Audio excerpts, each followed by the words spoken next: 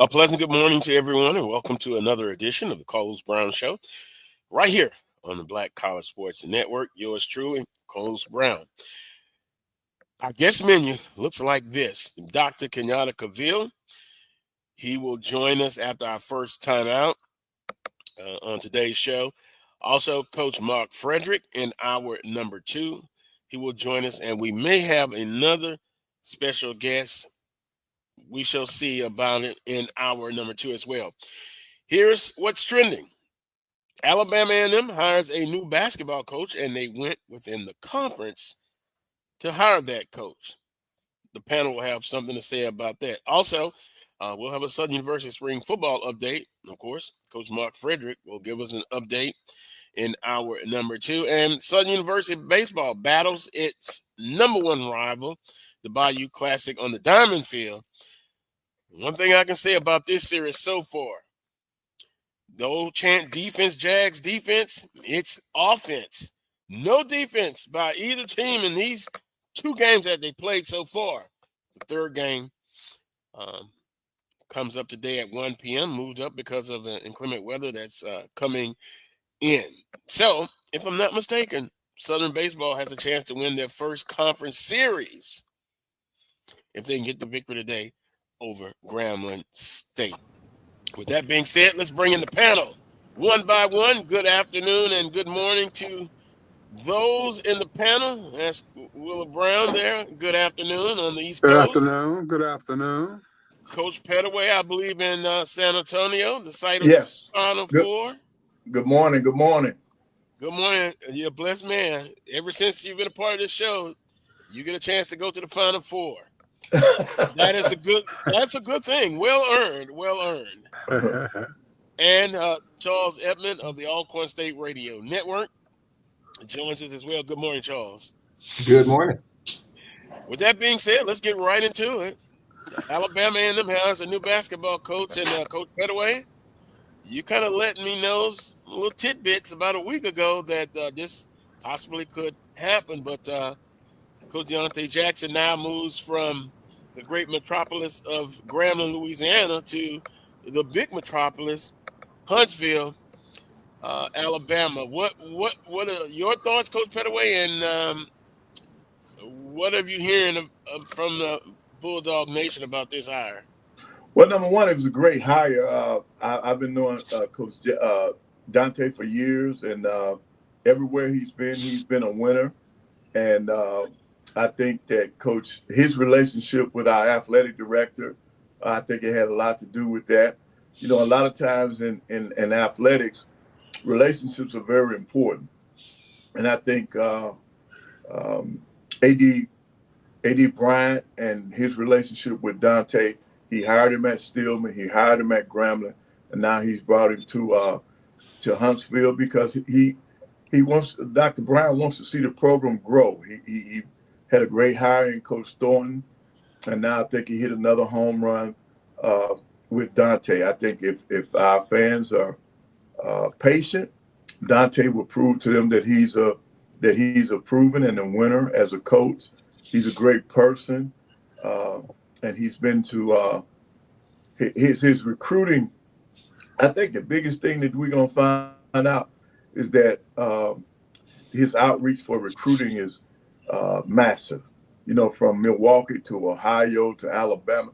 You know, you look at his roster now. He's got kids from Alabama on his roster at Grambling.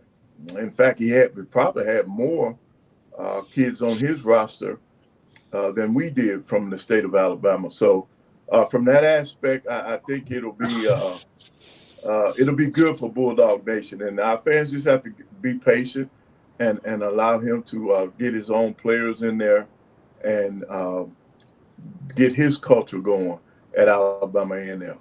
But I like the hire. I thought Coach Hughley did a great job for us while he was there. And then when he resigned, of course, A.D. Bryant just jumped on that opportunity. And I think we got us a good one.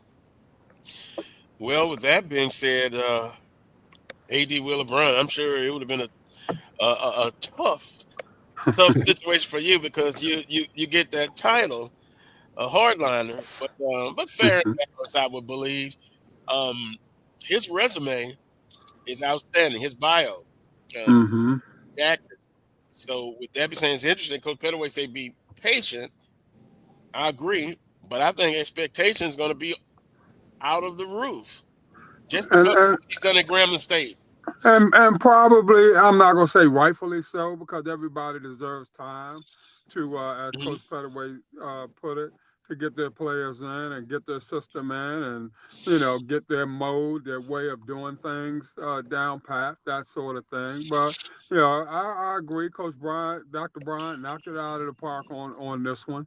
No doubt about that. And that Coach Pettaway was putting it mildly. I'm gonna say 90 to 95% of athletic hires are relationship type hires.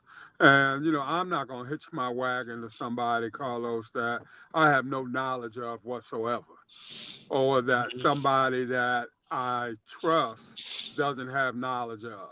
So, it's always going to be kind of in that realm.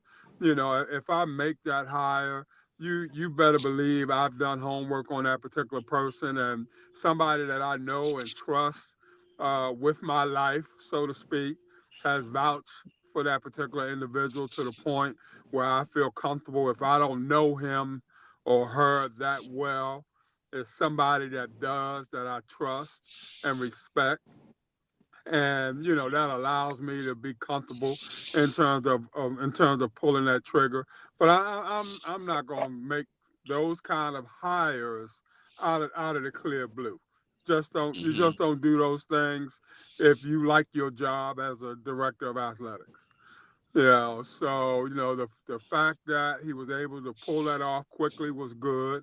Because normally I would not bother Coach Jackson because he was under contract or what have you. But he's my guy. He was my guy before he became Grambling's guy, and Hmm. so that kind of put all bets off there. So I was like going after my son or going after a friend of mine, that sort of thing. And so I would have had no qualms. Tapping the AD from Grambling on the shoulder and saying, "Look, this my boy here, and Hmm. I'm gonna come get him, and let's see what happens from there. Hopefully, I have your blessing. If not, then you're just gonna be mad at me for a minute or two, and Hmm. we'll kind of get over it, in the long run. But it's a hire that Dr. Bryant can explain fully. It's a hire I think that the alums can get behind simply because all they have to do is take a look at that guy's resume and his body of work and see that, he's a winner. So, there are pluses all the way around on that one. But as Coach Pettaway said, hopefully, the faithful will give him time to get his system in and to get it done. It's okay to have those expectations, but understand that the man's still going to need a little time in order to turn that thing around to where it's a consistent winner year in and year out. Well, Coach Pettaway and Charles, I kid and Coach Pettaway. I didn't want to have to bring him up on tampering charges. Stay away from Baton Rouge. Then I and then I kind of threw it out there to say, hey, there's a basketball coach that did he sign a contract or does he have one in Tallahassee? Well, I got a couple of emails about that one. I expected that. But with that being said, Charles, now one opening has closed, and now there are two openings. Now, Grambling State, what will Dr. Scott do as far as looking for that next coach? And then at Alcorn State, opening, and from what we're hearing, Wednesday will be the date. Well, they will announce their new basketball coach. So never a dull moment in the Southwestern Athletic Conference. Nope, that's absolutely correct. And I kind of said that this could be a domino effect at some point in time, during the SWAC tournament. And I just want to put two hats on when I say this. I want to put my Grambling hat on because I'm a Grambling alum. Thank you, Coach Jackson. 3-time Coach of the Year, 3-time regular season champions, twice Ben Joe winner, SWAC tournament champs in 2024. He won me over, and I don't know what year that was. He won me over, and I've said it on the show before. when Grambling won the regular season, the year they were ineligible to go to the postseason due to APR, whatever the case. They won the regular season, went to Alabama State, went to A&M, won those 2 games, and they won the regular season. He won me over then. He didn't have to do another thing after that because as a coach, you get labeled when you get all the great talent.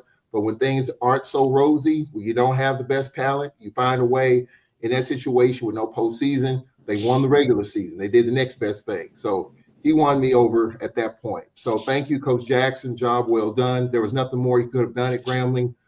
Tournament championships, regular season championships. He did all. He maxed out there. There's nothing more that he could have done.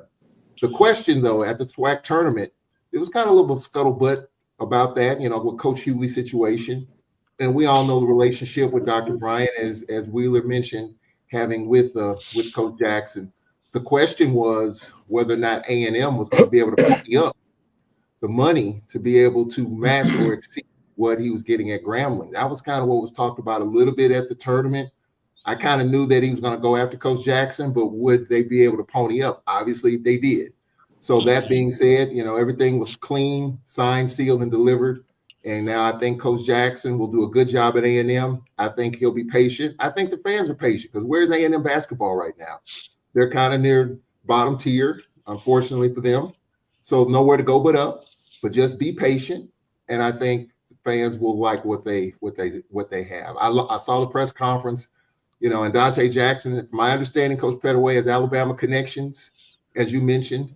And so I think with that, if he gets his guys in there, beautiful new arena to recruit from, he's got a showpiece. He's proven he can do it with a nice arena at the Hobby Arena. And so I think if he's got all that, he's got a good salary, he brings his staff over. I think over a period of time, you're going to hear from Alabama A&M men's basketball. Coach Pettaway. Right. And see, I think, he's got the Milwaukee background. He's been in the state of Ohio. He's been in Alabama.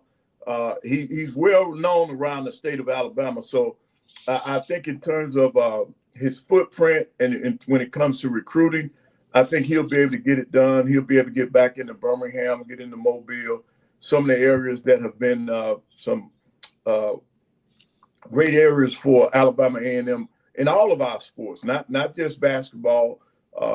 We pull great athletes from the state of Alabama in all of our sports. So I'm when it comes to knowing people. Somebody asked me out here, did I know Dante? I said, man, name somebody I don't know.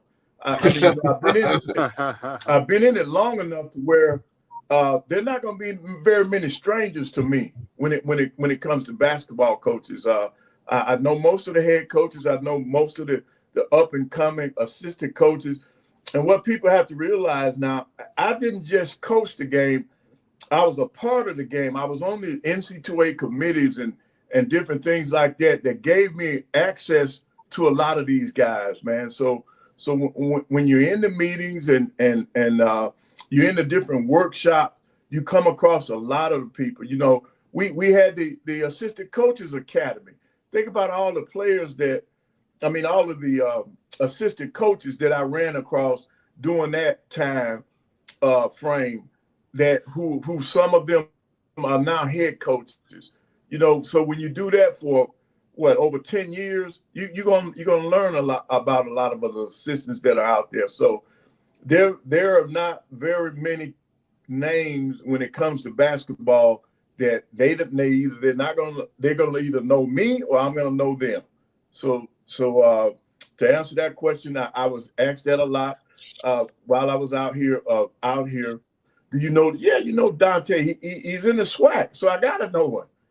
So, but I knew Dante before he was in the SWAC. So when it comes to the basketball world, I do know a lot of people because I've been in it so long. Coach Pettaway? Yes. People kind of ask about, Alabama and then what kind of resources. Let's just be honest. I'm from the outside looking in. Good facilities. Great university. I didn't have any question if they could pay the asking price for Coach Dante Jackson. Alabama A&M, they're very sweet. They're very sweet as far as financially. but that's from the outside looking in. Did you have any doubt that when he set out and said he wanted Deontay, it was going to be a financial stick up as far as what Dr. Bryant was able to do? No. See, I think what has happened now, you got you got forward-thinking president and an athletic director. So they're going to go out and do what they need to do to make it a successful athletic program. Now, don't get me wrong. Now they're doing this for a reason. Now they're expecting results. Mm-hmm. Our president will tell you up front that he expects results now. So they're putting it out there. But what they're doing is they're making it easier for the coaches. They're doing things that you can't use that as an excuse. You got facilities. You got finance. You got what you need. You may not have what you want, but you got what you need to get the job done. And I think that's what we have to look at now. And then, and as far as our fans, this is not going to be a quick fix because of style of play. Dante has to get his own people in there because of the way he plays. And I think our fans will be excited about the way he coaches his team, the way they compete. His style of play is similar to the way I coach the game.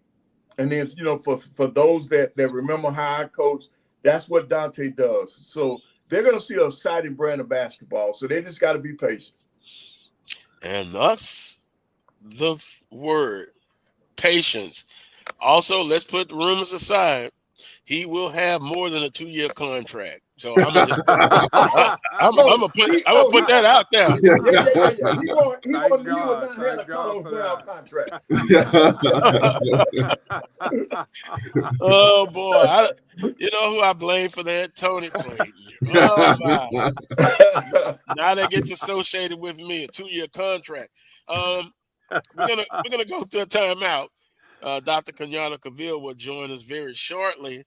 But quickly, Southern baseball battles its #1 rival. Both high-scoring games.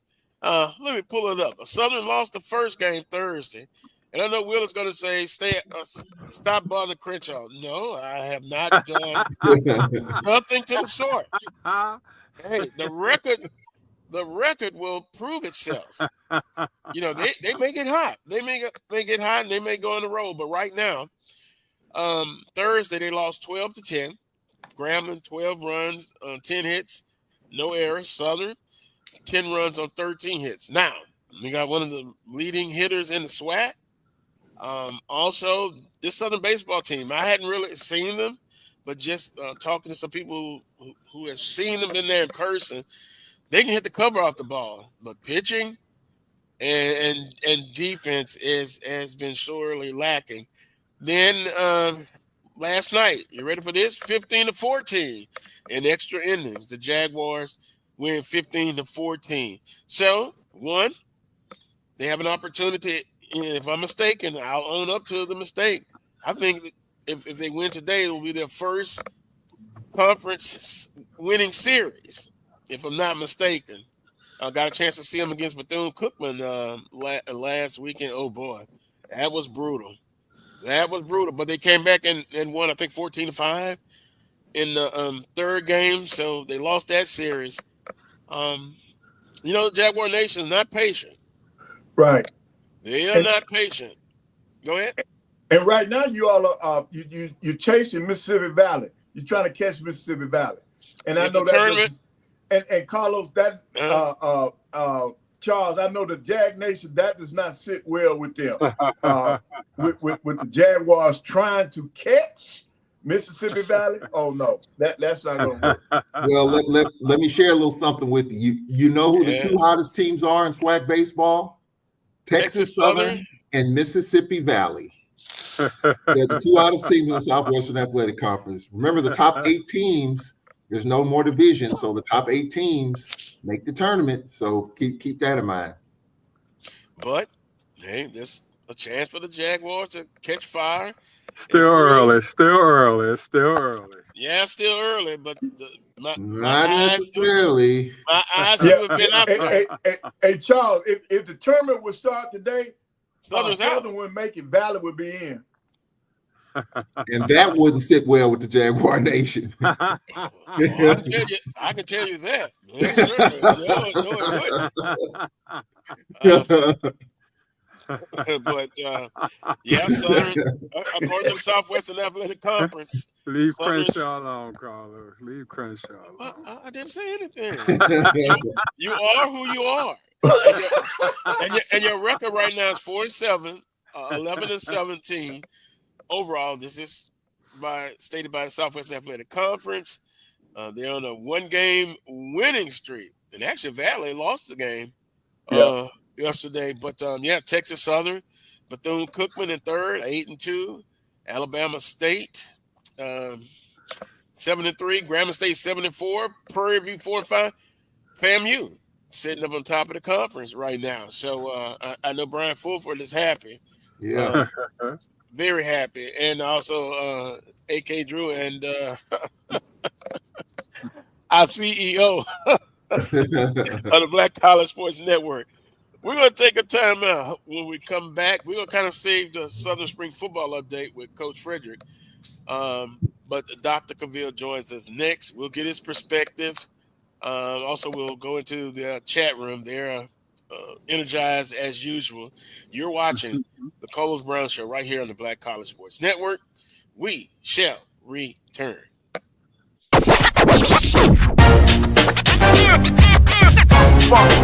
It's like a loot machine.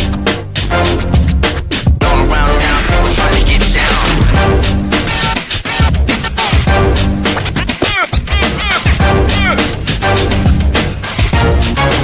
It's like a loot machine.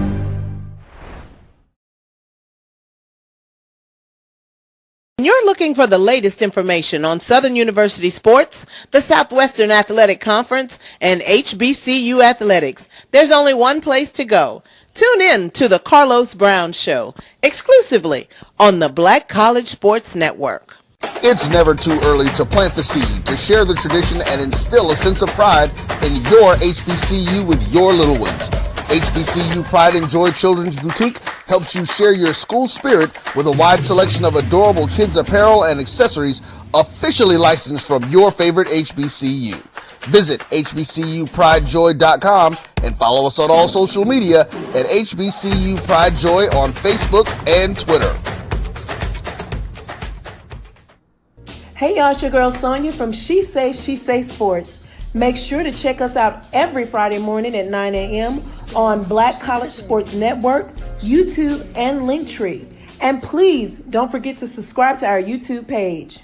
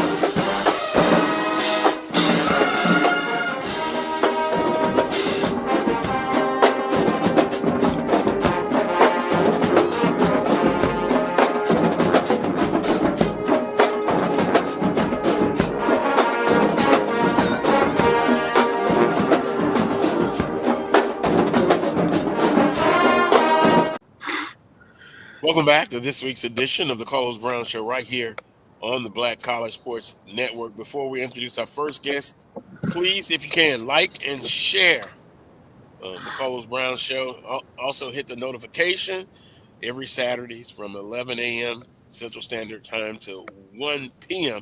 Central Standard Time. Also, it's National Kidney Month.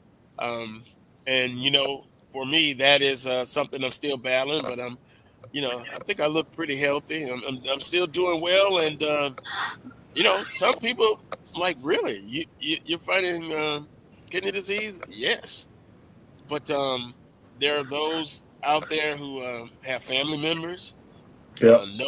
no personal people in the family, brothers and sisters that have to deal with it, and it's tough. But hey, I fight, and I fight. Also, guys, I've been married 22 years today. All Oh, right, happy Carlos. anniversary. All right. 22 years is my anniversary. Wow. We got Somebody's in the background say, you better tell them. Carlos, we need to send a missing something for putting up with you all those years, man.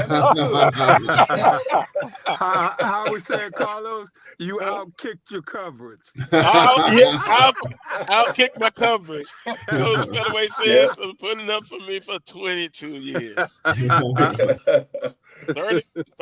She says it's been together 31 all together. That's good. That's awesome. That's awesome. Yeah, Congratulations. I appreciate it. So like and share, please do that. And now, without further ado, Dr. Kenyatta Cavil, the Inside the HBCU Sports Labs, joins us. And Dr. Cavil's coordinating. Go ahead, Dr. Cavil. Good morning to you. No, appreciate it. Let me say hello to all the fine, esteemed gentlemen as your co-host now that are here regularly to give great information, great news, and great background. Also, Carlos Brown, thank you for the opportunity, invitation. It's always a pleasure to have dialogues. Oftentimes we have it in the back chats. Now we get to kind of let some people get the front chat of what we talked about. I've had the blessing to meet your wife, so I want to also add my congratulations to you and your wife for 30 plus years of celebrating marital bliss. And as the gentleman said, I do agree. You outkicked the cover. We certainly need to send her a gift for managing the process of making sure that we are blessed with the opportunity to hear your voice to the masses of what you've done over the years. And you allowed me to enter in this game in a lot of ways, working with you in various capacities from the beginning. So I always will be blessed. And thank you for the opportunity. You're a great treasure to what you are. So keep fighting. Yes, keep fighting. Yes, we got you back. I appreciate that. Dr. Cavil, you kind of heard what we've talked about so far on today's show. If you would like to add your perspective from Coach Deontay Jackson, now at Alabama A&M. Dr. Bryant has hired Coach Shade, Thornton Brown, and now Deontay Jackson. He's not playing. He is not playing. But your perspective on this recent hire? First, we got to give kudos to the president and the board of Alabama A&M. We know from this perspective that these opportunities do not come if there's not alignment from the top down. I've always said that, multi-championship programs in athletic departments is based on having the leadership from a president, chancellor onto the board, particularly the chairs, that they are all aligned and have a vision of where they want the university to go. So kudos to them. Dr. Paul Bryant, we've studied him. We've met with him. We've seen the work that he's done. He seems to be in a perfect place with the perfect alignment, as we just said, and you see that he's outlining that vision. He has great architects from historical perspective in terms of Coach Vann Pettaway and others that have laid out the bricks and the patterns in terms of what history is, and he sees the value of that. He's bringing everybody together, including my wife that happens to be an alumni of the institution. So I have a lot of pride in Alabama A&M from extension. I cherish that I got one of their greatest treasures out of the institution, talking about marriages, and so I'm blissfully happy in terms of that. So I like to see Alabama A&M do well. Vann Pettaway, we talk about these conference tournaments. He allowed me to mentor under him in a different capacity as I was just getting in this game in terms of building a classic. He took an opportunity and trusted me and made it happen. That tournament went down because Vann Pettaway, for whatever reason, saw something in me that I didn't even see in myself at the time. So I say that these vehicles, in terms of what Alabama A&M is putting together, is the collective, and we need to make sure that we talk about it from that perspective. Will Brown has been in the AD chair many times, and he can tell you the ups and downs. Probably his best opportunity is when there was a collective group of folks that saw the vision that he was trying to put together, and they let him lead to that. In other places where it didn't quite work out that way, it doesn't mean they didn't have some success there, but it certainly wasn't over any period of time.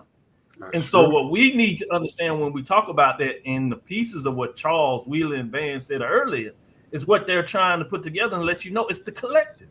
So relationships mean everything in many capacities, and that's the same in terms of athletics. Is when you have a trust, right, in your relationship that goes back, even if you have a good relationship where you are, a stronger, more indebted relationship is going to give you the chance to take that opportunity.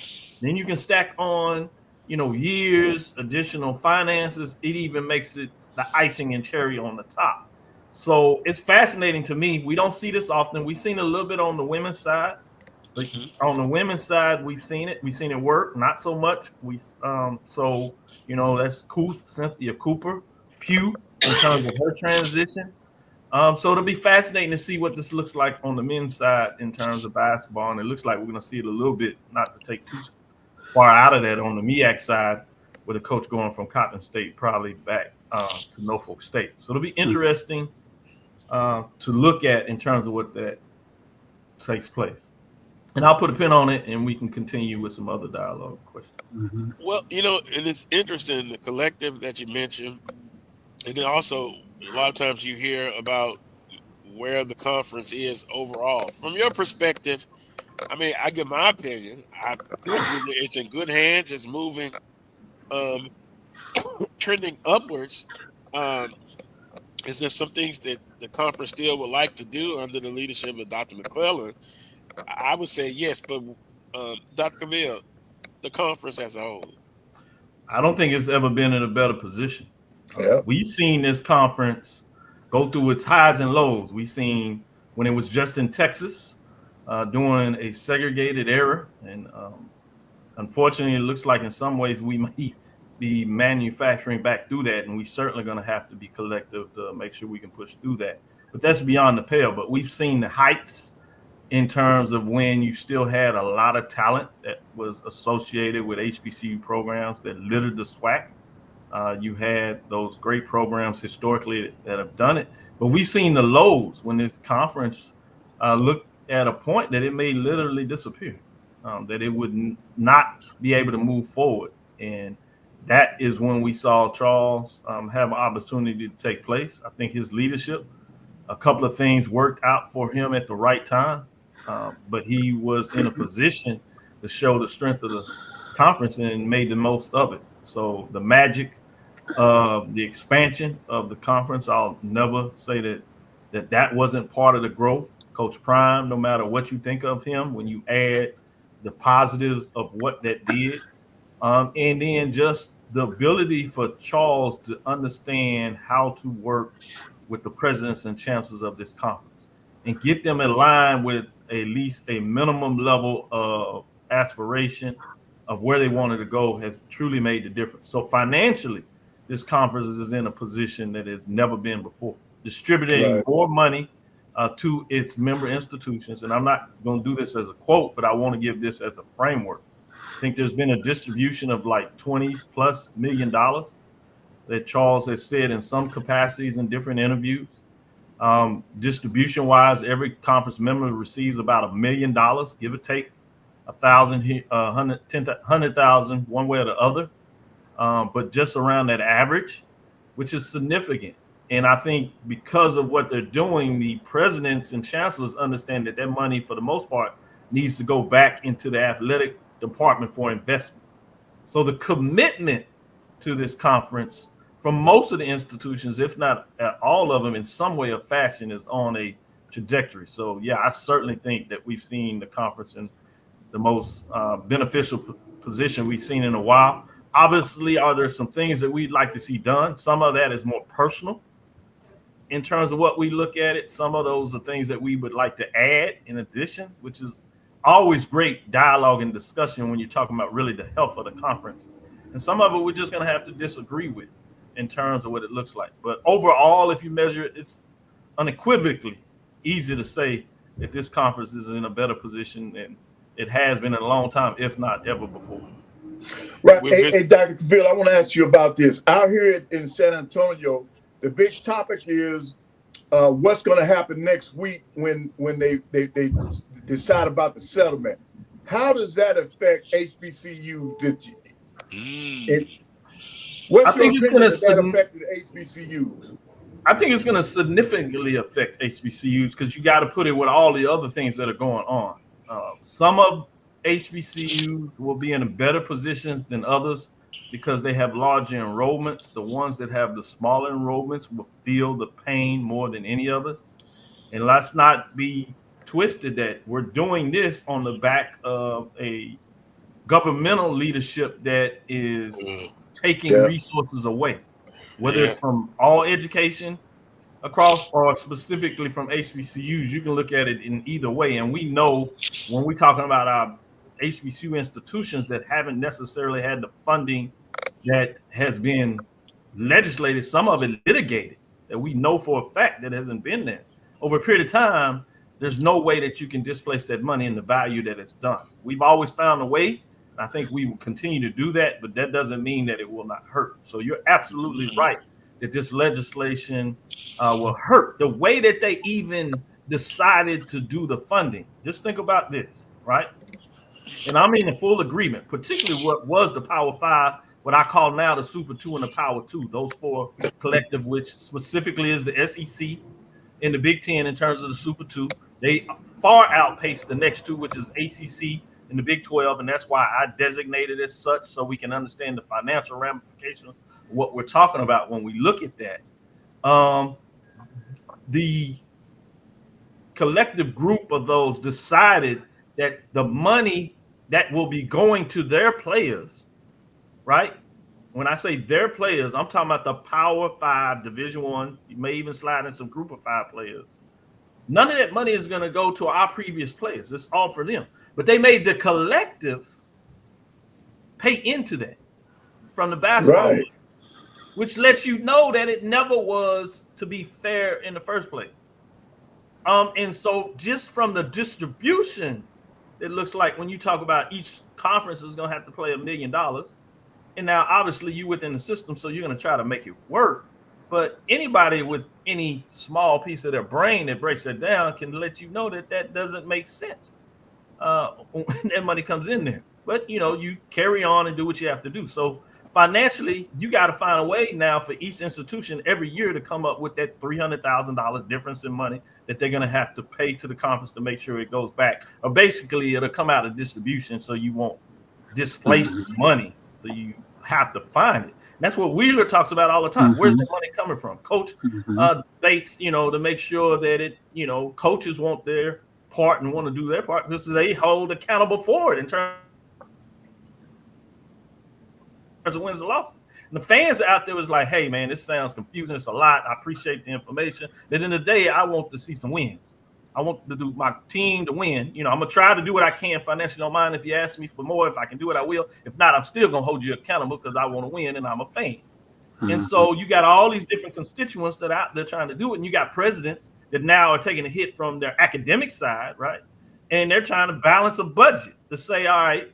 And you got faculty like myself, deans like myself, and provosts and saying, hey, I want some money.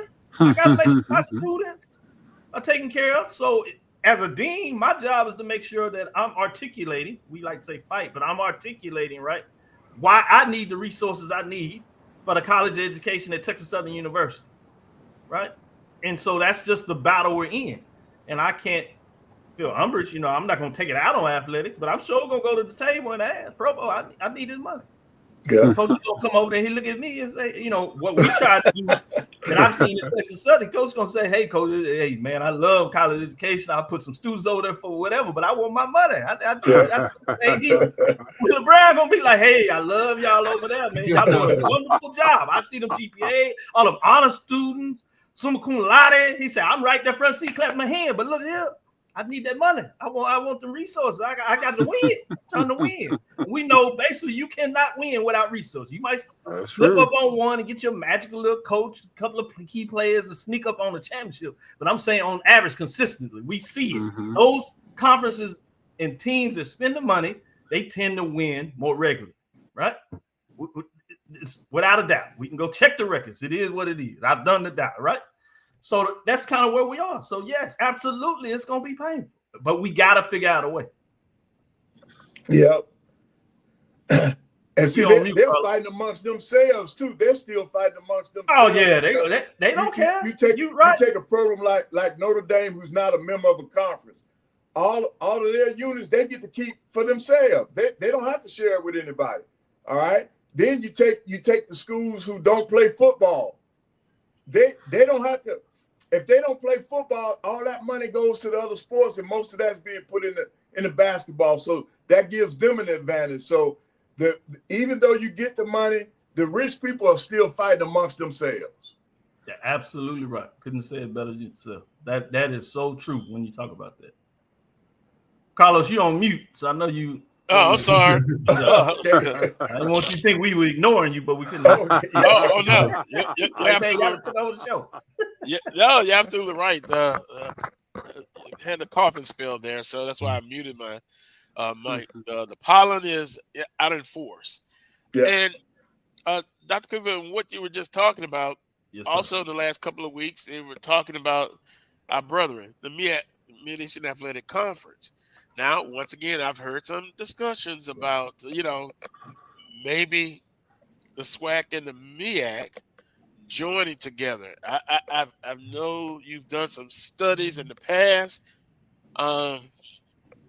We just hope that the MEAC can just make sure that they're still viable. But the timing for expansion, it's probably not a good time. Am I off on that? Expansion is just what conferences do. So I won't say whether it's a good time or not. That's just the life and ebb and flow of conference. I am personally singing the praises of the MEAC. I think we need them strong. I think it's a baseline of conference distribution. I want to say this, that I don't think people realize. Right now, because you have the two Division I conferences in the MEAC and SWAC. Wheeler will know this more than anything. That means the NCAA has to distribute to those conference championship basketball that money. We talked about that being $1.6 to $2.1 million, right?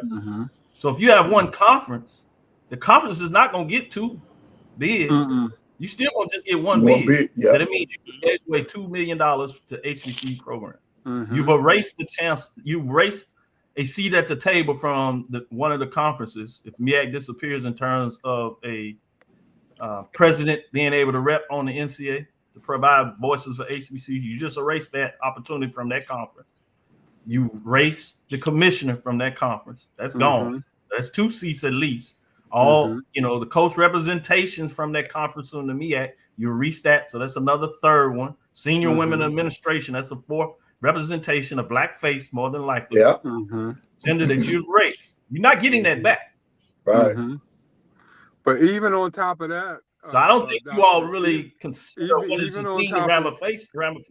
So you erased all of it. That's right. The money that you get from the Celebration Bowl, that's $1 million. Essentially, you've erased that. Right now, you might go to another bowl. You can set it up. That $1 million or whatever is coming to conference, but you just erased that. So that's $3 million that you didn't let go, plus representation. Right. Where is the difference of that money coming from? I'm just a pure business person background. That's what we teach in the class is business. So I don't have a problem with these discussions and dialogues, sound great, whatever. But at the bottom line, explain to me the business proposition of why that makes sense. Why do you give away $3 million? Where is it coming back from? And Dr. Cavil, even on top of everything that you just said, which is excellent, ultimately it's going to force those bottom feeders, to either drop out, go D1 or go D3 or what have you, because they're not going to be able to sustain their programs if you start adding more teams, like from the MEAC, that sort of thing.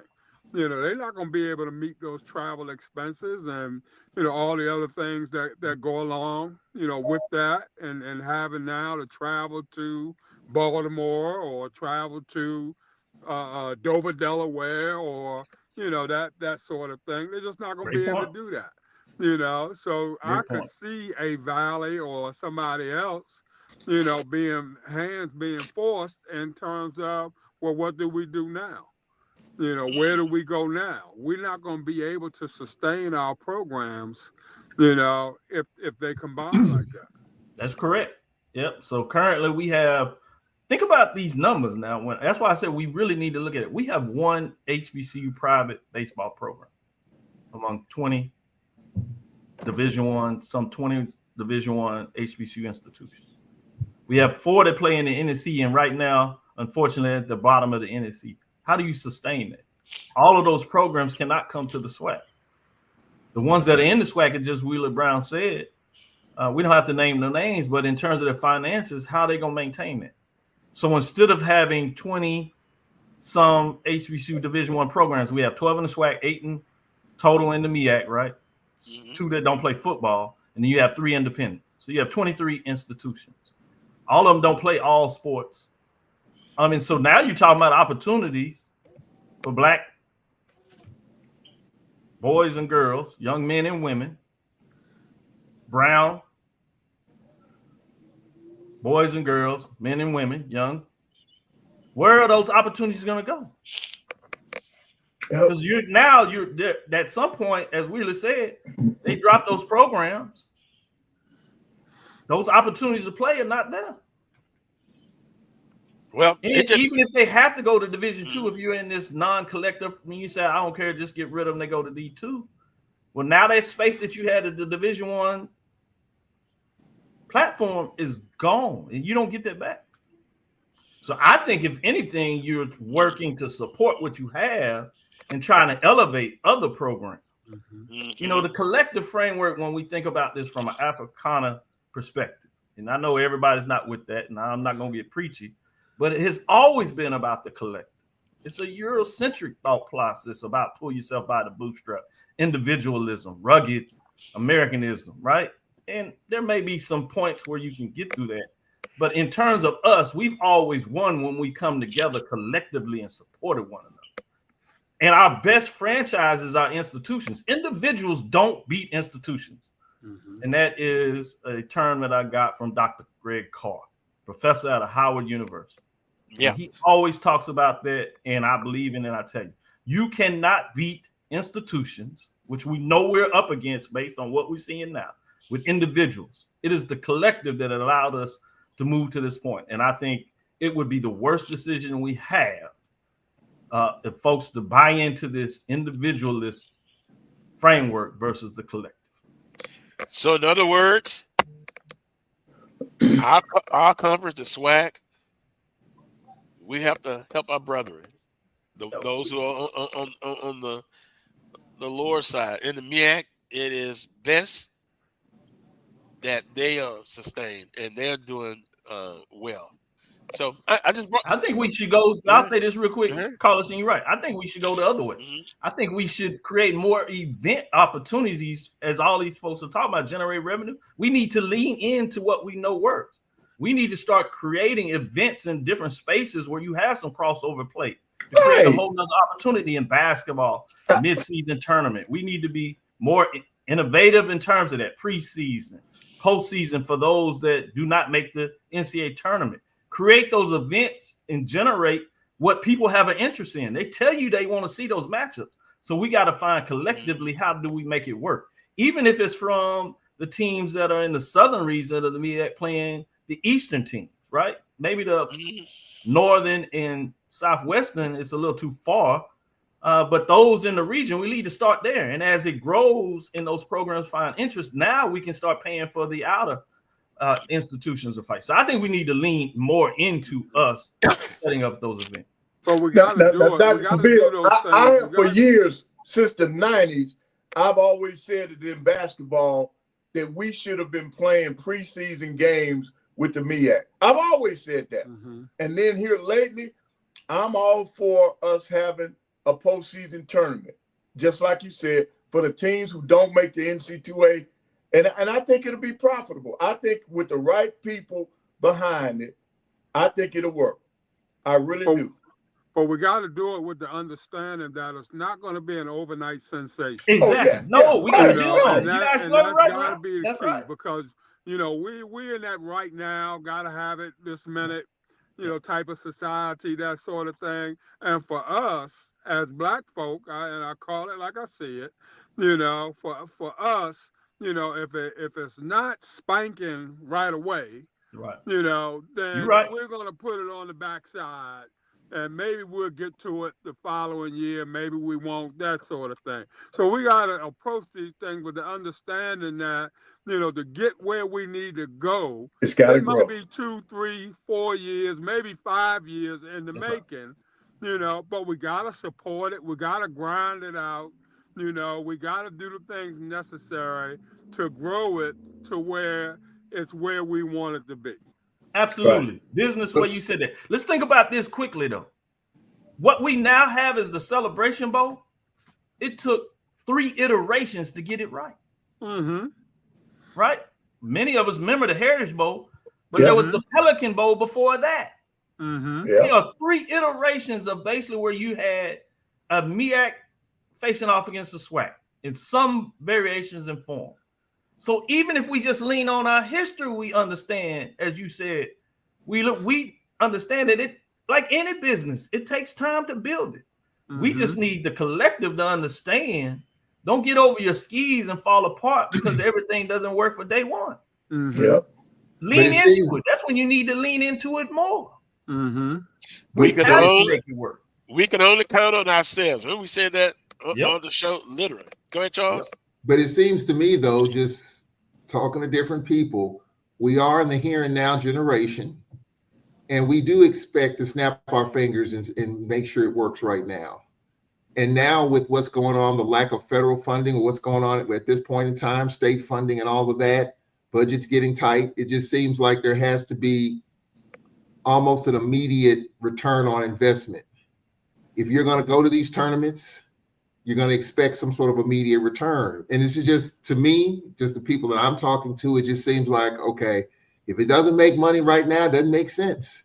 The long term 20 years ago was fine, but it seems like now the long term is not fine at this point in time. So where do you settle it down? Where do you settle people down? Where do you settle attitudes down on that? Because it seems as budgets are getting tighter, money's getting tighter, it seems like now it's almost an immediate gratification. It has to be.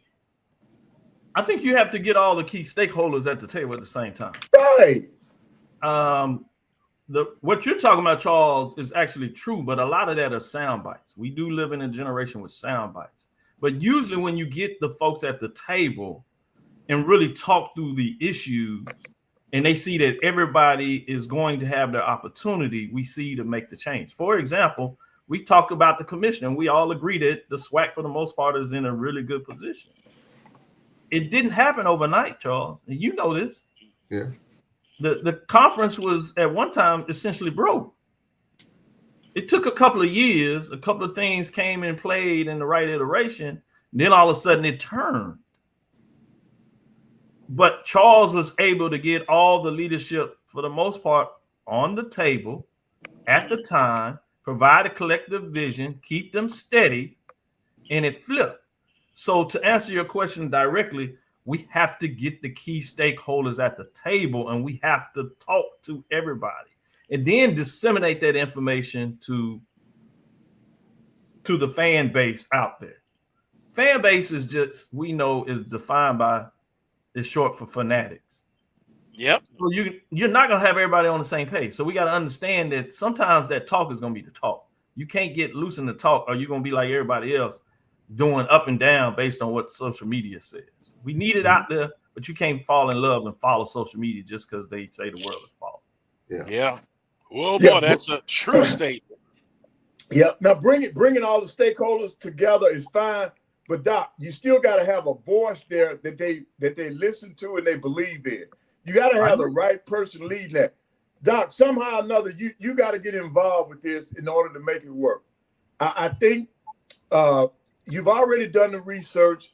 You're very knowledgeable. They need to hear things coming from you because you break it down so simple, man. There's no way they won't understand it. You got to be at the table when they do convene.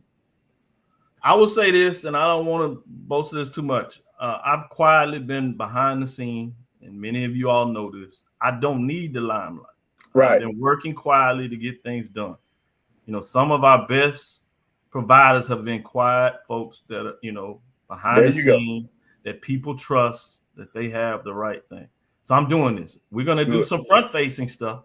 I have a grant from the Center of Africana Futures at Texas Southern University. We're bringing in some key athletic directors to start this dialogue. They're going to be on panels. That is April the 25th.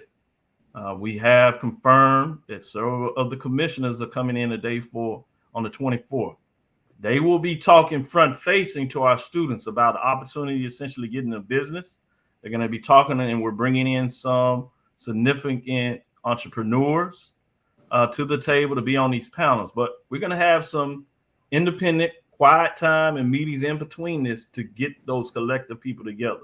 So we're quietly working on this. I don't want to put too much out front. That's good. Then we get those that are distractors that'll tear it down. But I will say this in front of everybody, and Carlos Brown, you get in the breaking story, that we are working collectively to get these things together. And at the appropriate time, I'm going to bring some of you all to the table because I think you all have some significant stay in relationships. But for the most part, we're going to kind of stay behind the scenes, do what we do to support those leaders that are out front, let them cover and do what's necessary. But we're going to work. We're going to go to work and we're going to do what's necessary to move this forward. And we're going to do it on multiple sides. We're going to do it in the entrepreneur side. We're going to do it on the sponsorship side. We're going to do it on the academic side. We're going to bring those key players to the table.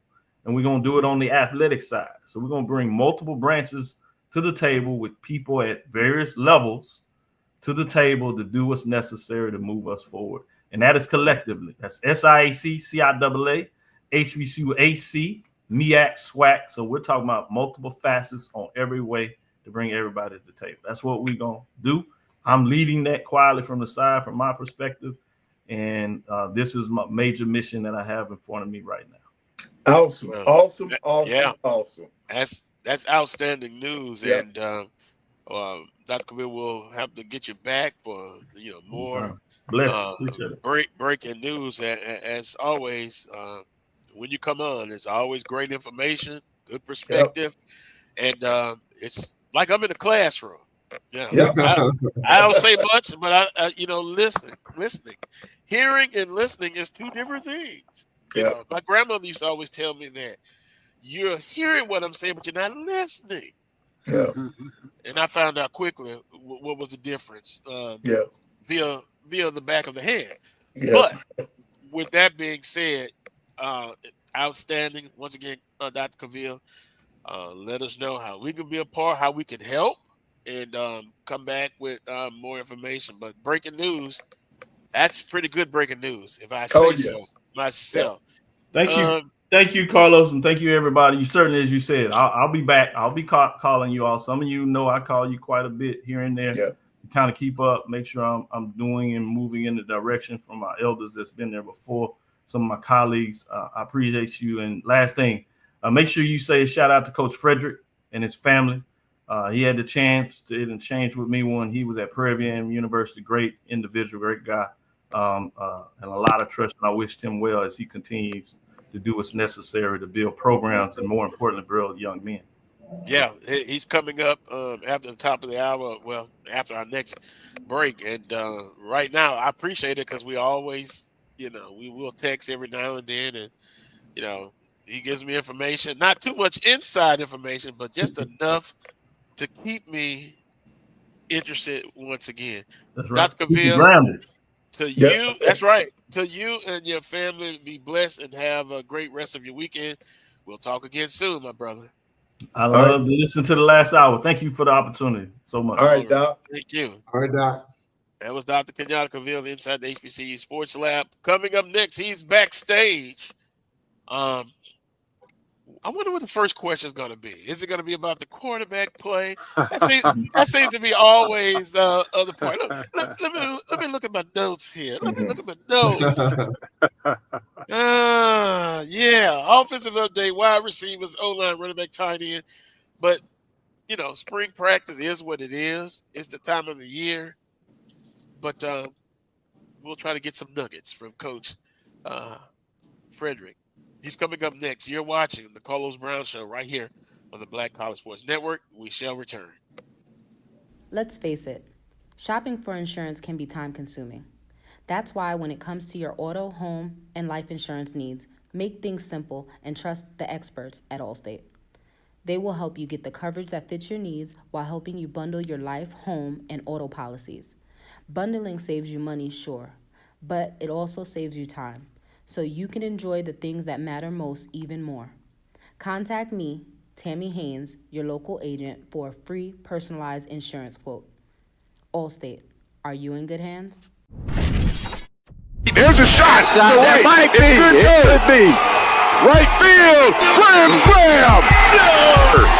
What a shot. That's how you get hot, young fella. Thank you guys for what you do for HBCU athletics. This is a fantastic avenue for all of us. This is our ESPN, so we love what you guys do, and all you guys at BCSN. We really appreciate what it is that you guys do for us. Are you hungry for authentic Caribbean food? Like jerk chicken, oxtail, red snapper, shrimp, tofu, and rasta pasta? Well, find your way over to Mango's Caribbean Restaurant, 180 Auburn Avenue, right next to Royal Peacock in downtown Atlanta. Them belly full, but we hungry. Mango's Caribbean Restaurant, open daily from 11 a.m. to 10 p.m. And on Friday and Saturday, we're open till 4 a.m. Come to Mango's and put some spice in your life. Oh, we've got a good thing going. Mango's Caribbean Restaurant, 180 Auburn Avenue, right next to Royal Peacock in downtown Atlanta. For more info or directions, call 404-698-3992 or log on to mangoscaribbeanrestaurant.com. For instant coupons, text MANGOS to 313131. Tell your mama hungry, papa hungry, brother hungry. Mango's Caribbean Restaurant, authentic Caribbean cuisines. Open up the door, tell them mama hungry. The Cuvée Group is a Florida-based marketing and training consulting firm. We help businesses communicate to their target audience and engage them in conversation. We also help to expand their audiences, which will ultimately result in growth for those organizations. In addition to being a certified constant contact specialist, my colleagues and I are also certified in John Maxwell Leadership Principles. We use these proven principles to conduct workshops, training, and private coaching sessions for individuals and companies looking to take things to the next level. Contact us to schedule a free consultation. Issues today, don't delay, call Cuvée.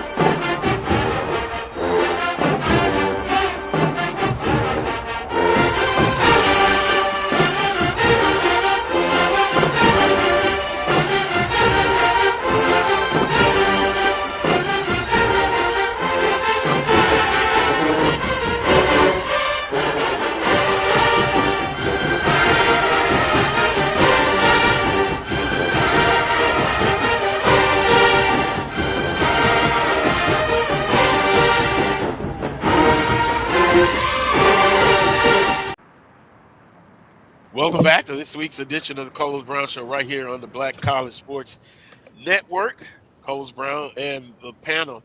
Let me just say this quickly. That's a nice tune, very nice tune, by the Sonic Boom of the South, of course.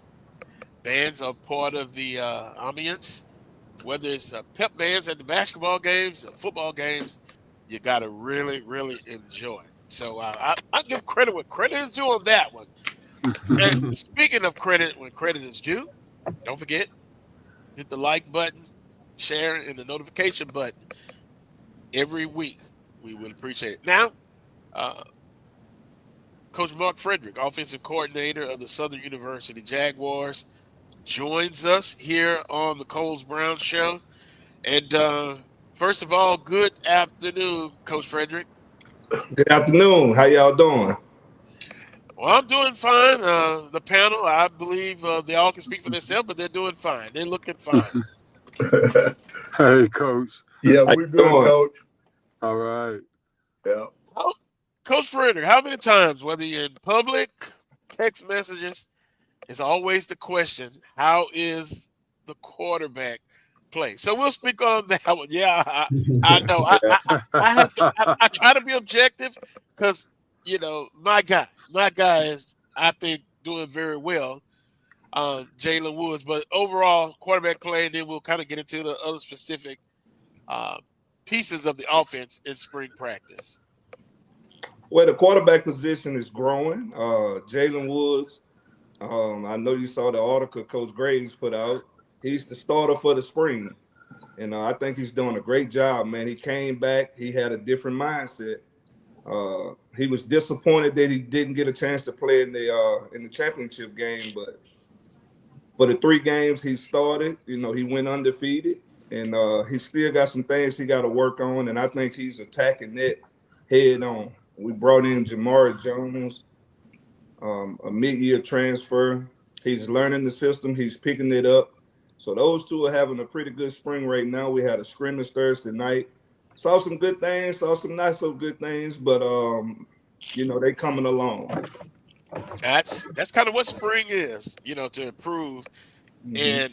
And last time we had Jalen on the show, he mentioned about running RPOs, getting better in that situation, and he talked about improving because dual threat quarterbacks, a lot of that is kind of what is trending right now. But I don't know if Jalen fits that perspective. But he also said, running the offense, and you have to be able to make every throw under certain conditions. So he looked to improve on what he needed to work on. Definitely, man. We're gonna play to his skill set, or whoever win the job come the fall. We're gonna play to their skill set. We're gonna cater the playbook to them. And I think you got a chance to see that last year. We played 3 quarterbacks. We did what those guys could do well. I didn't ask them to do something they wasn't accustomed to doing. But Jalen is working on the RPO aspect of his game. He's improving his explosiveness. If he pull a ball, he will keep a defense honest now. And he's understanding how to read 2nd and 3rd level RPOs. Very, very good. Like I say, I try to be objective. That's that's my guy. But moving on, wide receivers, O-line. I know you got some coming in, some probably already there. That was a point of emphasis that you and the staff talked about, adding some depth and players. How is that going as far as the offensive line play? It's a learning curve up front. The O-line last year, we only had 1 returning starter. So it took a minute to find that right, pieces to put together to get them guys to trust each other. Because you got to have trust playing up front. You asking 5 guys to do one job the same way. So I think that's probably the toughest position to play on offense. So we got them guys going. We brought in 3 mid-year guys up front. I think they're gelling pretty good. They had a great offseason in the weight room with Coach Moore. We're gonna be physical up front. We're gonna be big. We're gonna be physical. So we improved in the run game last year. We went from like 10th to 4th or something like that overall. And also in sacks given up. we was in the top 5 of fewest sacks given up. So as long as we can keep the quarterback upright, I think we're going to be pretty good and open up some holes for that run game. Now, Coach Frederick, you speaking of the running game, and a lot of people talk to me about it. And I know you had mentioned the last time you was on, they were going to look into the portal to add some depth, but you got some young backs that will now get an opportunity to shine with a new offensive line. Yeah, we have. We're really young in the backfield. Right. We have 3 pretty much freshmen: Barry Remo, Jason Gabriel, and we signed Amarian Asbury, who actually came in mid-year, but he's still a high school kid. Should be going to prom coming up, but we got 3 young backs. We got a guy that walked on, Zacchaeus Cooper, that had a little experience, but we're gonna look for 2 transfer backs, definitely to help that room with the transfer portal. We lost 2 guys that should have been here playing this year, but hey, that's part of it. So somebody else will get an opportunity, to run behind them big hogs we got up front. We're speaking with Coach Mark Frederick, offensive coordinator at Southern University. Panel, if you have a question that you would like to ask, now's your opportunity. Just let me know. Because I got a few more questions to ask. But go ahead, Charles. You look like I got a question. Yeah, about the running back room. I know. I was just going to reference that. How tough is that? Because I thought Southern University had a really good stable of backs, but obviously it's just the nature of the business when kids leave. Just talk about rebuilding that room as compared. The quarterback room seems to be set, it seems like, and then a lot of moving pieces up front. Talk about the running back room a little bit more. The running back room, yes, we had, I thought for sure, probably one of the best stables last year. Kobe Dillon, Kendrick Rhymes, and I'm looking at recruits now. Back to last year, man. CJ Russell. CJ Russell. We had a creative month, I thought. Them guys complemented each other well. I thought they all brought their own style of play, but it helped this offense last year. So to replace all 3 of those guys, it's going to be tough, but we up for the challenge. We got a young group. They're eager, man. They learning. They running hard this spring. We're going to add some pieces to them to help them out, to take some of that pressure off of just a true freshman having to, play all season. So we're going to be pretty solid. They got some guys, that we're already looking at.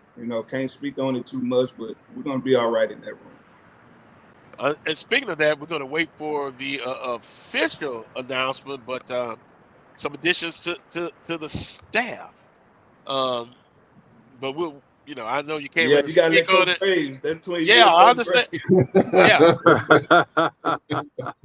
But you're smart man, Coach. You're a smart man, Coach. Yeah, it will be an official announcement, but I think they're going to put it this way, Coach. I think they're going to be pleased with the new additions to the staff. Although you can't mention their names, can you talk about because they're there? What are they added to? What are they added? No, you don't have to say the name. What are they added to the staff? Man, knowledge, championship experience. So it's all, and then it had to be the right fit for Coach Graves. So you got to have the right fit. You just can't bring guys in just because, So I think the staff continuity is very important when you're building a program. And I think Coach Graves has done a great job of putting guys in place that not only know how to coach the game, but know how to coach young men, to improve their livelihood as well. And of course, Coach Graves, I think he's watching now, or he was watching. So no, we won't get you in trouble there.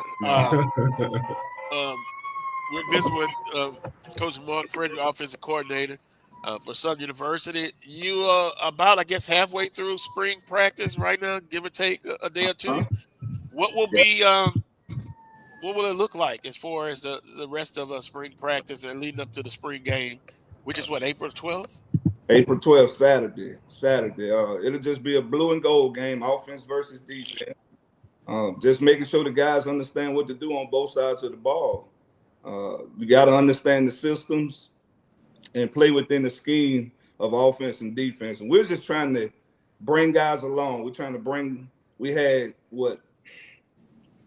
a whole lot of young old linemen that played last year, which is a plus. You know, we had a lot of young receivers that played last year, which is a plus. So now they're getting a chance to grow within the scheme, and they're actually leading some younger and new guys that we brought in mid-year and guys that have been added to the roster. So we're going to open it up a little bit, throw it around. We're also going to run the ball, but we're going to come out of the spring. I want to come out healthy. That's the number one goal. We got to get them to Atlanta come August 23rd. Yes, sir. Right. Hey, Coach, let me ask you about something. I'm wondering, did a date or something change? Because it seems like a lot of institutions are having their A-Day game on the 12th. Because I know here in the state of Alabama, there are about 5 different schools that normally have their A-Day games on different days, but now all of them on the 12th. Did a date change or something? I think early on, Coach Graves, I think we were going to go on the 5th, but we got pushed back a week for the winter storm. I think that's what changed everything. We pushed everything back a week, so we went from the 5th to the 12th. I got you. Yeah, and boy, that winter storm, 9 inches of snow in Baton Rouge. I still can't get over. Will is trying to walk me off the edge there with the snow. But tell him, Coach Frederick, 9 inches in Baton Rouge, that's unheard of. That's unheard of. Unbelievable. Yeah. And then there are a couple of major Carlos. It eliminates some spies coming in also. Everybody having it on the same day. You know, everybody's staff. Can't watch. They can't watch. Spring game, so they got an opportunity to sneak out and go somewhere else, that sort of thing. So it's a method to the madness, I believe. Yeah. And what about what about you got some schools saying they're not even going to have a spring game, you know, on the Power 5? What is that about? Why would that happen? And then I know Coach Sanders tried to he wanted to do a pro style setup where he played Syracuse in a spring game. What are your thoughts about that, Coach Frederick? Just thinking about the Power 4 level, them guys, they finished in February this year or late January, and you asking them not even to have a month off and go right back into spring ball, that's not beneficial area to the players or the coaches, in my opinion. You put your body through so much, man. The college football season is almost as long as the NFL now. So that's kind of tough, and dealing with that, and they still got school. They're student first. We got to take apart, you got to look at that before you just say, oh, they should be able to do it. You're missing classes and stuff like that. How, that's not good for the student athlete. And then, although Division I on the FCS level, I think that would be a little tricky as far as, who would you play if allowed. But I think the NCAA, Coach Pettaway came back and said they didn't approve. Right, they did not approve it. But do you see that coming in the future, though, where they allow inner squad, I guess I'm not inner squad, but a scrimmage game against outside opponent? Well, the junior colleges, I know Division IIs has been doing it forever. They always scrimmage each other during the spring, so it's nothing new. So for people who don't know, it's nothing new, but the bigger boys just haven't been doing it. In my opinion, I'm not going to risk getting one of my starting quarterbacks hurt because somebody on the other squad might have a bone to pick with him and take a cheap shot on him or something like that. I keep mine in-house if it was up to me. Wow, that's going to be interesting to kind of follow that, the future. How does it look like with NIL and oh man, just college athletics is just it's forever changing. And seeing like anytime somebody wants something, all they gotta say is, "Hey, I'm gonna file a lawsuit." Oh, there you go. Yep. Ever changing college athletics. Coach Frederick, we talked about O-line, running backs, tight ends, and receivers. As far as what are you looking for those positions going into the spring? we had 2 veteran returners at the tight end spot, which I thought were 2 of the top in the conference last year. Only bigger and better for them. If you want something, you got to work for it. They felt like they got overlooked in the voting last year. So you got a point to prove. You got to work for it. No one is going to give you anything. And I think they're attacking it this spring. That's with Fuller and Minor. We also, we had a kid on the team last year. He was an academic redshirt coming out of high school, Hubert Calise. He's getting an opportunity this spring to show and tell.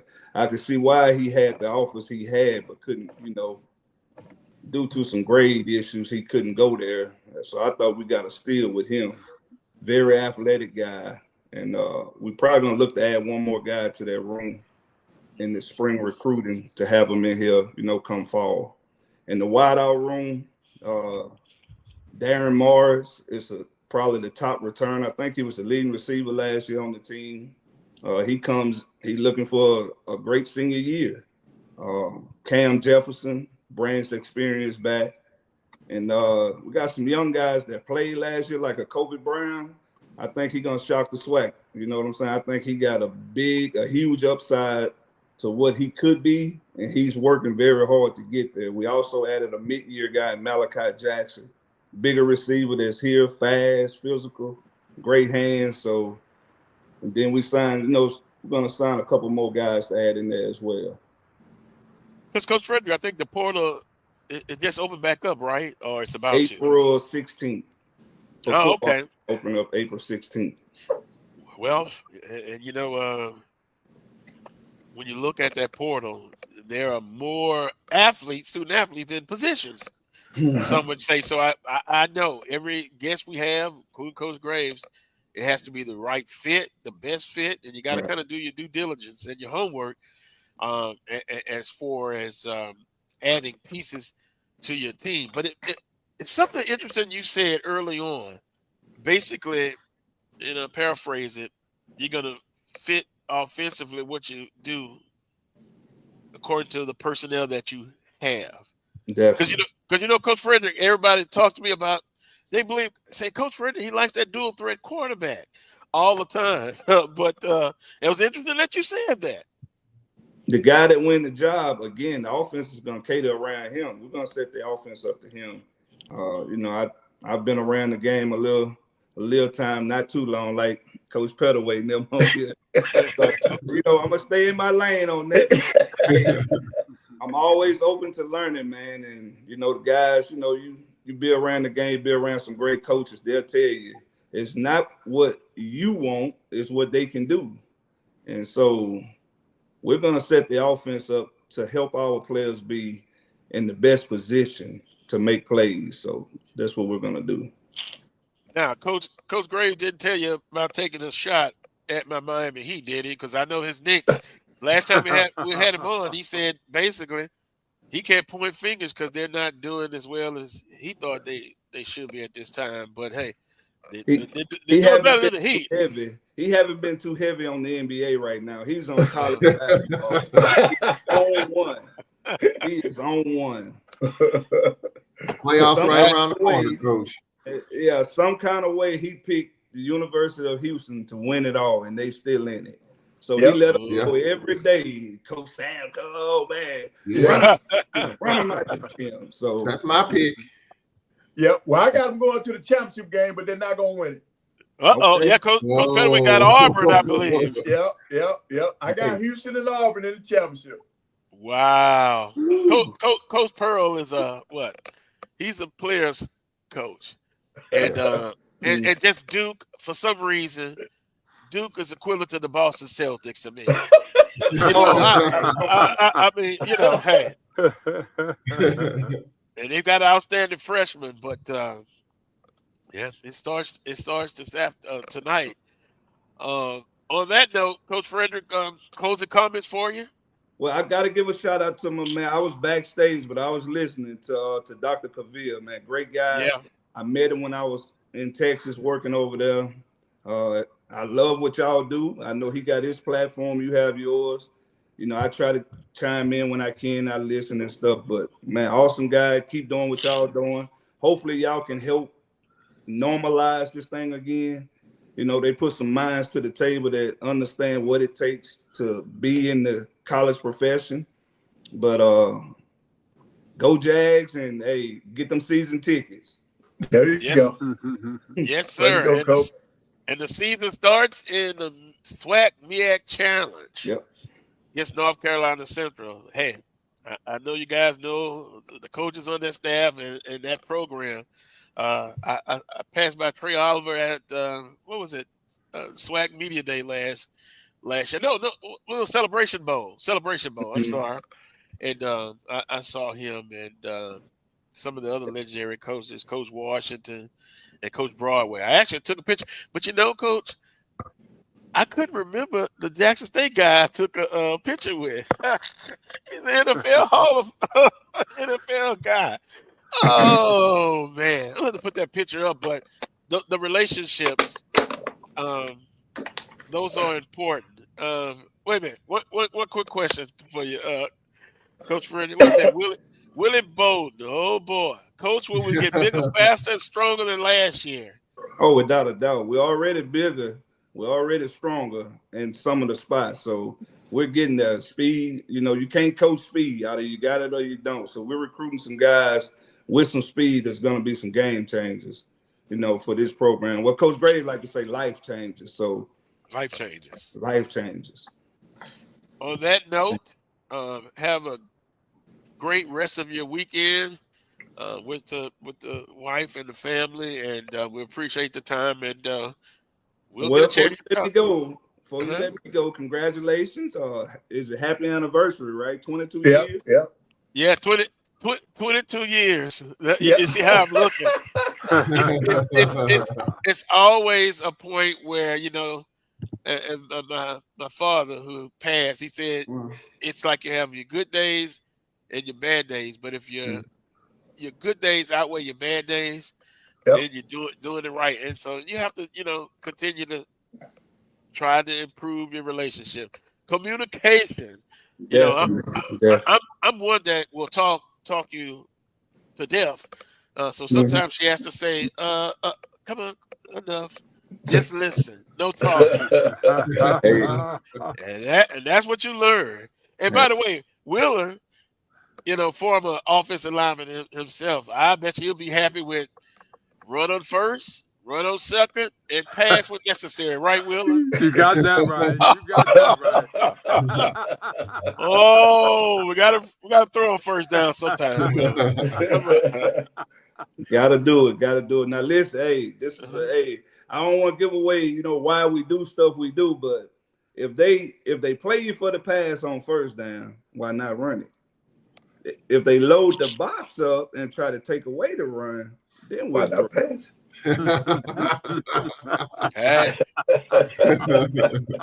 Makes sense to me. The ultimate playbook where it's the element of surprise sometimes. Yeah. That's what I like. Have a good one, Coach Frederick. Y'all enjoy it, man. All right, Coach. All righty. Good stuff. Well, yeah, you know what?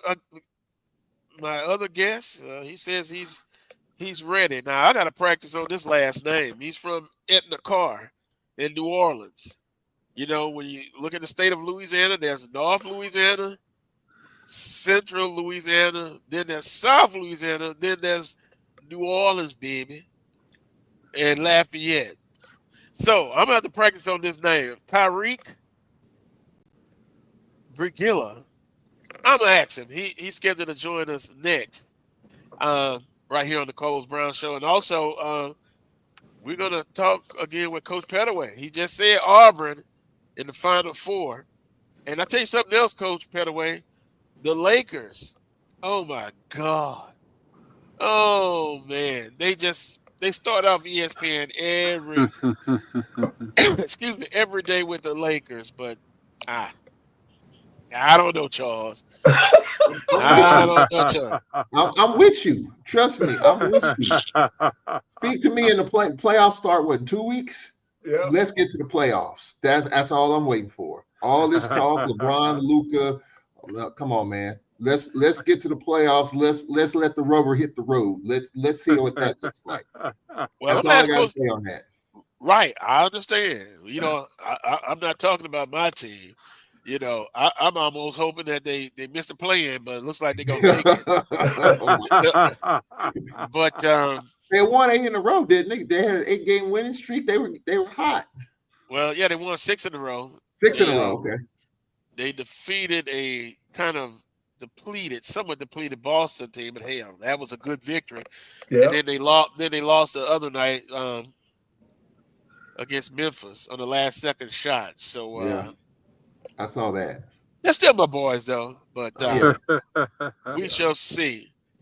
We'll take a timeout. You're watching the Carlos Brown Show right here on the Black College Sports Network. We shall return.